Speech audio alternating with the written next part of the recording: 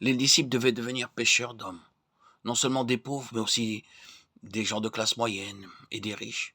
Ils devaient pêcher les hommes, qu'ils soient blancs, noirs, riches ou pauvres. Ainsi, les apôtres furent préparés à prêcher l'évangile d'un bout à l'autre du monde. Cependant, dans Jean 21, il y a un message d'un genre différent. Ici, il leur enseignait comment construire l'Église, au verset 15 à 18.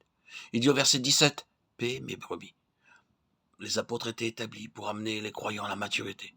Non seulement ils devaient être sauvés par leur ministère, mais ils devaient être nourris et amenés à la maturité. Notre Seigneur a illustré cela dans Jean 21, lorsqu'il commanda au seul grand poisson de venir dans le filet. Il voulait de gros poissons.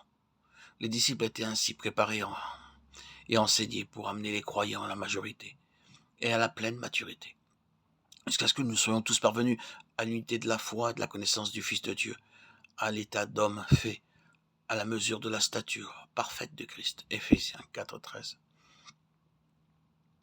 Lorsque nous devenons pleinement mûrs spirituellement, nous pouvons alors vivre en union et en unité, sans conflit ni jalousie. Lorsque nous sommes spirituellement des bébés, nous nous querellons par des petites choses, comme le faisaient les croyants de Corinthe, qui se querellaient et disaient du mal les uns des autres. Dans Jean 21, notre Seigneur montre comment les gros poissons vinrent dans le filet sans querelle et sans lutte, mais très calmement, en bon ordre. Ces images montrent aussi l'autorité du Seigneur sur toute la création. Pour en revenir à notre passage, notre Seigneur put commander n'importe quelle bête, même un lion pour le chevaucher. Mais notre Seigneur choisit le petit d'une ânesse pour entrer à Jérusalem, bien qu'il ait pouvoir et autorité sur tous les animaux. Et c'est à dessein qu'il choisit un ânon. L'ânon est l'un des animaux les plus rebelles. L'ânon ne supporte pas qu'on le chevauche, et celui qui essaie de le faire passe par des moments difficiles. J'ai vu dresser un ânon afin qu'il puisse être chevauché. 2 hommes maintenaient l'ânon pendant qu'un troisième le fouettait pour le faire aller là où il voulait. Ils lui firent subir ce traitement jusqu'à ce qu'il arrête de ruer et leur obéisse. Le Seigneur aussi utilise certaines méthodes pour nous briser jusqu'à ce que nous disions « Seigneur, je ne ruerai plus ». Le Seigneur dompta l'ânon. Quel mystère!